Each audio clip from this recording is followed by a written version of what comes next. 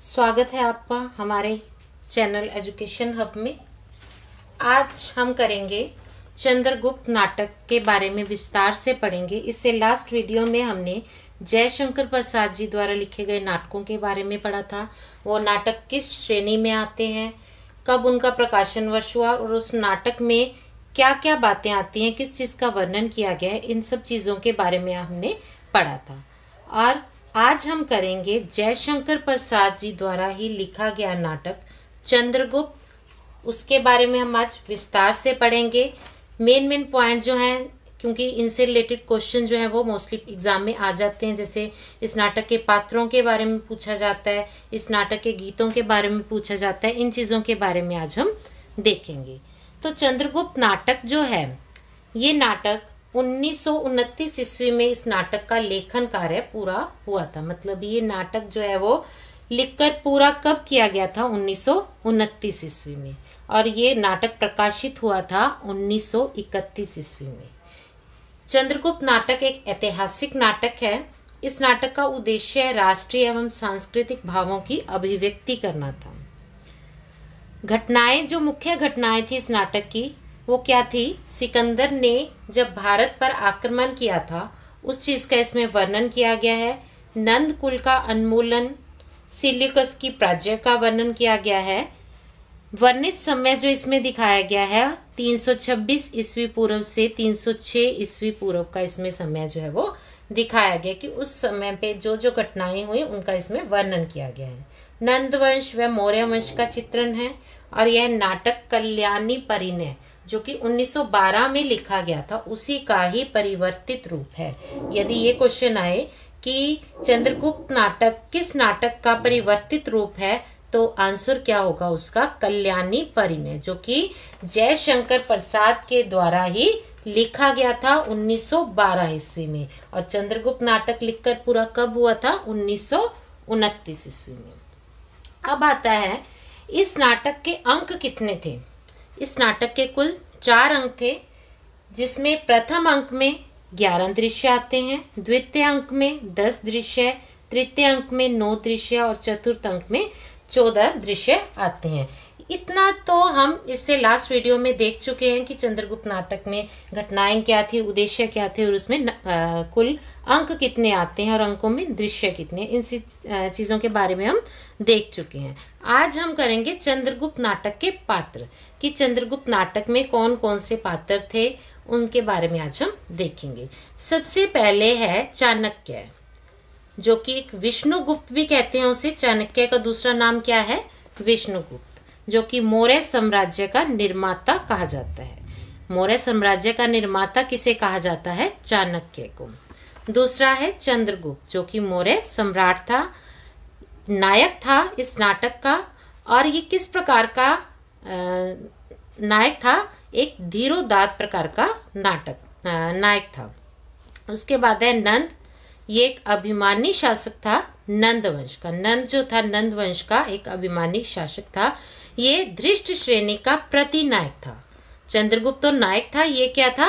प्रतिनायक, जो कि धृष्ट श्रेणी का था। राक्षस, मगध राज्य का जो अमात्य था, मतलब अमात्य किसको कहते हैं? मंत्री को। मगध राज्य का जो मंत्री था वो कौन था? राक्षस। उसके बाद आता है वरुचि, जो जिसका दूसरा नाम क्या है? कात्यायन, जो कि मगध का अमात्य है, ये भी एक मंत्री था। नेक्स्ट है सिहरन, मालव गुण मुख्य का कुमार। सिहरन जो था मालव गुण मुख्य का कुमार था। फिलिप्स सिकंदर का क्षत्रिय था। शक्टार मगध का मंत्री था। आनभिक तक्षशिला का राजकुमार था। तक्षशिला का राजकुमार कौन था? आनभिक। सिकंदर यूनानी विजेता या फिर ग्रीक विजेता भी इसे कह सकते हैं। उसके बाद है पर्वतेश्वर, किसको कहा जाता था? पोरस को। पर्वतेश्वर किसको कहा जाता था? पोरस को, जो कि पंजाब का शासक था। पंजाब का शासक कौन था? पोरस, जिसे पर्वतेश्वर भी कहा जाता था। नेक्स्ट है एनिसाक्रोटिस। नेक्स्ट है एनिसाक्रोटिस, जो कि सिकंदर का मित्र था। नेक्स्ट है देवबल, नागदत्त, गुणमुख्य, ये कौन थे? मालव गणतंत्र के पदाधिकारी थे। कौन थे ये? पदाधिकारी किस गणतंत्र के? मालव के। नेक्स्ट है गांधार नरेश, जो कि आंबिक के पिता थे। कौन थे गांधार नरेश? आंबिक के पिता। आंबिक कौन था? तक्षशिला का राजकुमार। नेक्स्ट है सिल्यूकस। सिल्यूकस सिकंदर का सेनापति। सिल्यूकस कौन था? सिकंदर का सेनापति। दानडायन एक तपस्वी था।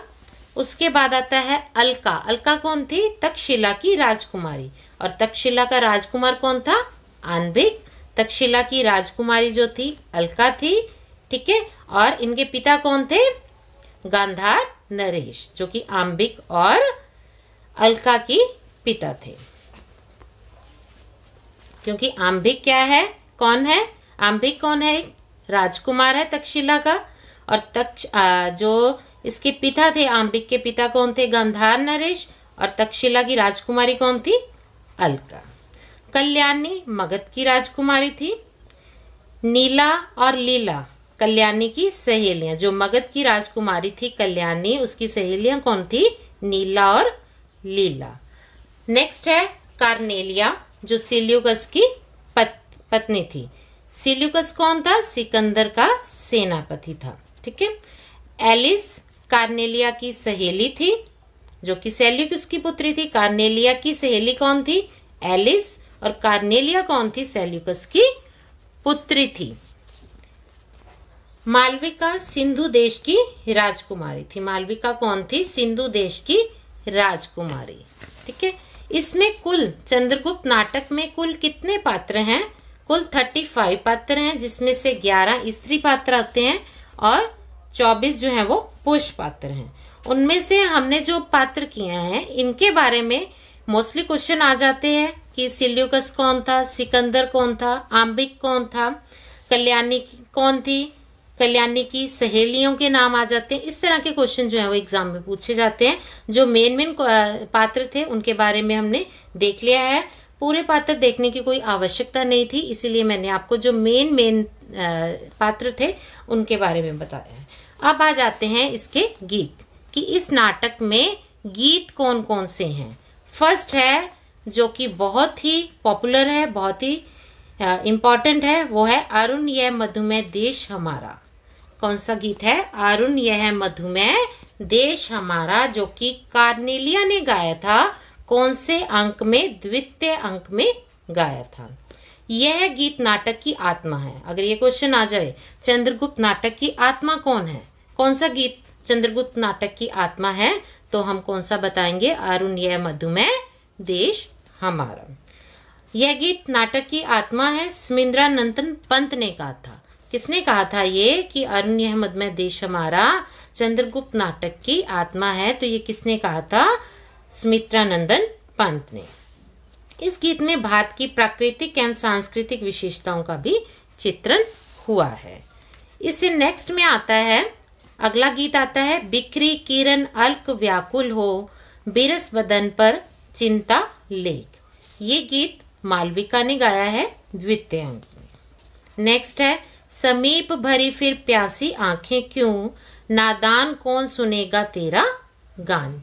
ये भी अलका द्वारा गाया गया है। द्वितीय अंक में ही ये गीत गाया गया था अलका के द्वारा, ठीक है। नेक्स्ट है हमारा, सुधा सीकर से नहला दो, लहरें डूब रही हो इस रस में। क्या है गीत हमारा? सुधा सीकर में नहला दो, लहरें डूब रही हो रस में, जो कि कल्याणी द्वारा गाया गया था चतुर्थ अंक में। नेक्स्ट है, मधुप एक कालिका है, मधुप एक कलिका है, पाया जिसने प्रेम रस, जो कि मालविका ने गाया था चतुर्थ अंक में। आगे आ जाता है, बज रही है वंशी आठों याम की। ये गीत कौन सा है? बज रही है वंशी आठों याम की, जो कि मालविका ने ही चतुर्थ अंक में गाया है। ओ मेरे जीवन की स्मृति, ओ अंतर के आतुर अनुराग।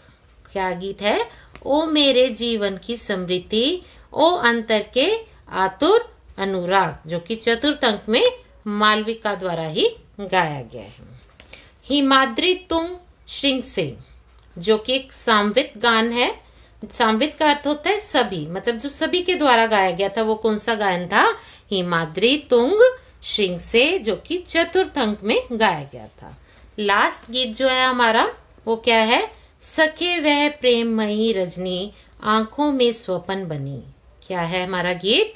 सखे वह प्रेममयी रजनी आंखों में स्वपन बनी, जो कि चतुर्थ अंक में ही गाया गया था सुवासिनी द्वारा। किसने गाया था ये? सुवासिनी ने, जो कि चतुर्थ अंक में गाया गया था।